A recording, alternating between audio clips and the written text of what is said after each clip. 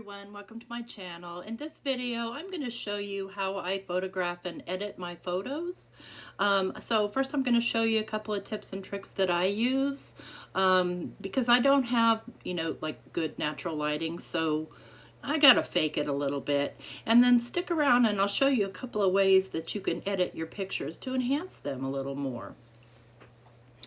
So here I've just grabbed a handful of cards here just to kind of give you an example of how I would choose how to do my backdrop. And I went shopping on scrapbook.com and I bought a lot of 12 by 12 papers. So I find that I don't need much more space than that with regard to my pictures because they get cropped down anyway. So what I bought, and I was sorting through them in a big old box, and that was getting cumbersome. So I bought a couple of these albums, and let me just adjust my camera so you can see most of it. Can't really get the whole thing in frame. We'll get best we can here. And I'll just open this up, and this is my seasonal one. I've got two of them with 60 pages each.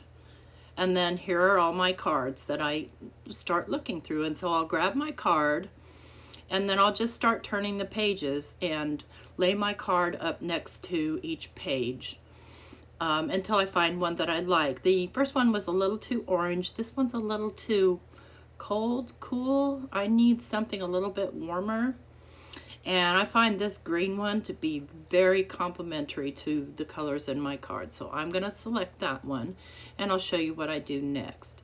Now, I film my videos. See, I've got two sides to this. I film my videos on my iPhone, but I take my pictures with my Android, mostly because it automatically backs up to Google Drive, and I like that because, there are more tools in Google Drive.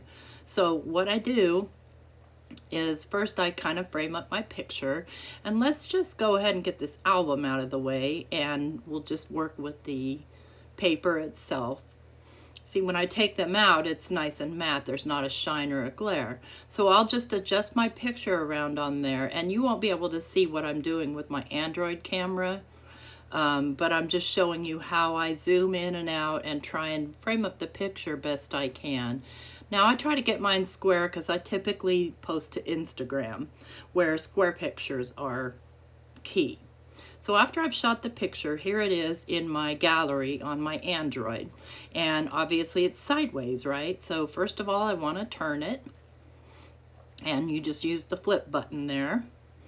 And now that I've got it turned, I can edit it further.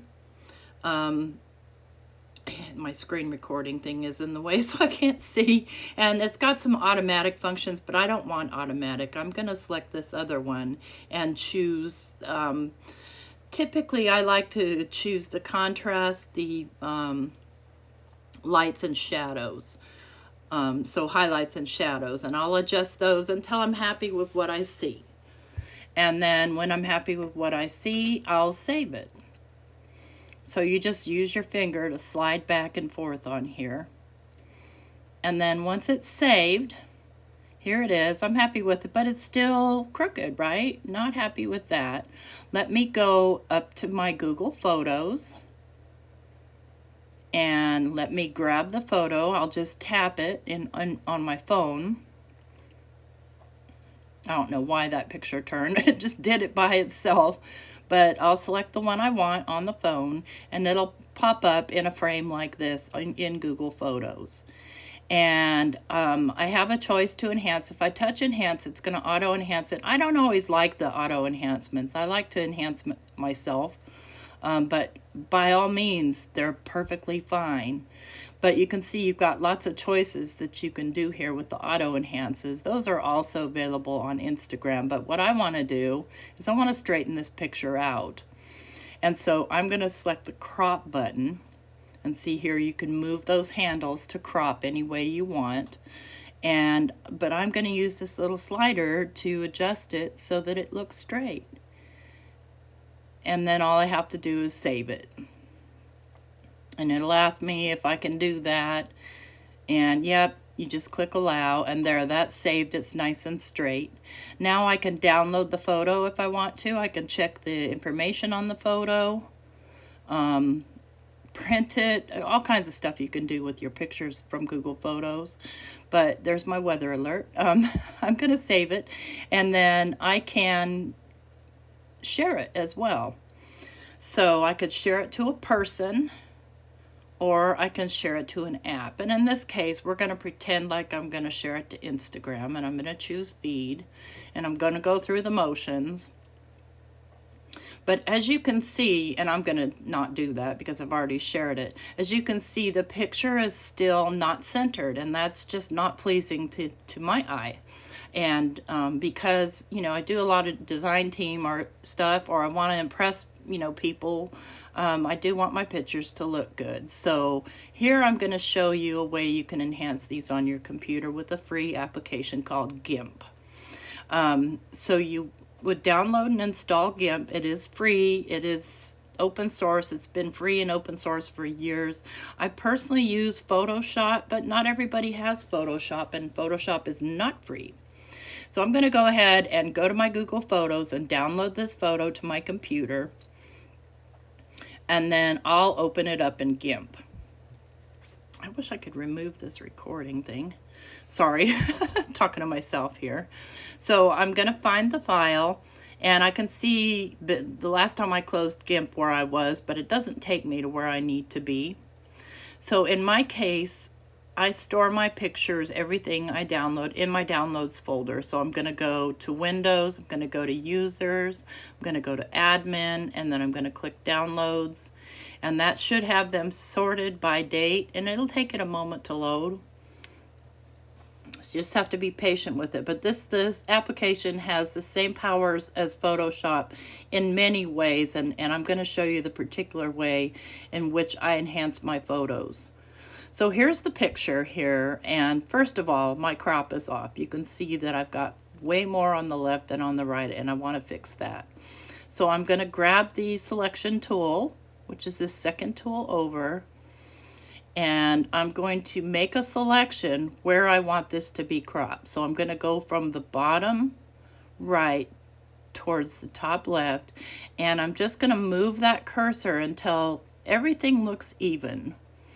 I can see that the sides are a little bit shorter than the top and bottom, but that's okay. And then I just crop to selection, and that's done. And the only thing left to do is enhance it. So I'm going to go to the colors menu, and I'm going to select levels. And this is rudimentary, and I'm just going to pull those lever sliders there at the top so that my highlights and shadows are enhanced. It really doesn't change the color or anything else. It just makes the darks darker and the brights brighter. And then I'm going to click OK, and then all that's left to do is export the file. And in GIMP, you have to select the file type by extension. So I have to wait for everything to load, and then I'm going to go through, and I like to save mine as portable network graphics or PNG files. You can save it as a JPEG, JPG, a PNG. Those are the two that I would stick with. And then I'm going to leave everything here at the default, and I'm going to choose export. And that's going to export back to the same download folder that I took it out of, where I can grab it and post it. And that's that as far as editing. So back to the album, just kind of wanted to show you a little bit more of my sort of selection process. And sorry about all the dizzy making, trying to get everything straight. You can see that I've got kind of a blue and brown background going for this one, and it's fine because it's a little bit lighter than my border or my card base. So it doesn't, my card doesn't drown in it, if that makes sense. But let's just say, well, what if I wanted to use this one? Do I have anything that would look good with this one? No. And so that's my process. That could be a maybe. That's a probably, because it's very, very warm. And I hadn't put that one back yet. That's a definitely no. It clashes. This one's too cool. This one would be, yeah, it's a maybe. I wouldn't, I mean, if it was my only choice, I would take it. That one's too, I do like that one. It's kind of a favorite. but I have all sorts of different selections depending on what I'm trying to do. I really love it with this warm rust color. And so that might be one that I would select, but I definitely wouldn't select it for this thanks card. So I would go through and then find some, and that's the handy part about having it in an album, is I can lay it next to what I want to photograph it with and get a better picture of how it might look good. Nope, we get lost in that one. So those are the things you think about. And then on top of that, if you are doing something for a company, like for instance, Wow or Simon Hurley or something like that, then I want to do a flat lay as well. So you see how that just doesn't go. I love that background picture, but it just doesn't work for that. This one tends to work for a lot of springtimey stuff. This one wouldn't work for that, but it might work for something else. So when I'm shopping on scrapbook.com for papers, you know, I think about what kind of photographs I take, what colors I tend to gravitate towards. This gray one goes with everything. It's perfect. The cool thing too is when scrapbook.com sends me papers, they send them on a stiff piece of it's kind of chipboard, not chipboard. Well, it's kind of almost a gray board. See how that gray goes with everything? So, you know, those are the ones that you want to kind of select and have in your armory of backdrops. Now, see, that one got lost in that gray one though, because it's too many light colors, and that's definitely a clash. No, that's not going to work. I love this one, and it could work, but it's not ideal. Let's see if we can find one that's ideal. This one works with almost everything, and it's one of my go-tos because the background's nice and blurry, so you know you have the hint of things to come. This on here, nope, because it's too busy. I would want this on something a little bit quieter because I've got a lot going on in my card, and I want to show that off. Here's some beer in case you got a guy card. Or you want some wine. This one's always a good one. This little one works with pretty much everything. But see, I think this blue one would work out well with it too. But I really like it against this dark green. So that would be the one I would select, and I would take it out of the jacket because the jacket obviously glares, and lay it on here. And then I might lay on, and sorry about the dancing camera there, I might lay on some embellishments, or if I were wanting to showcase a product, I'd lay on the product like underneath it. And it doesn't have to be the full product, it can just be part of the product. As you saw in my intro and some of my pictures. Anyway, I'm going to find some little baubles to throw on here, and you know, that'll look pretty, and it's a good little enhancement. It's easy cleanup, and it just adds that little extra touch to your picture. So I hope this helps you if you're struggling with your photographs, or you make cards but you just don't like your pictures, to find some ways to take pictures. Thanks for watching. Give me a thumbs up. Have a good one. Bye-bye.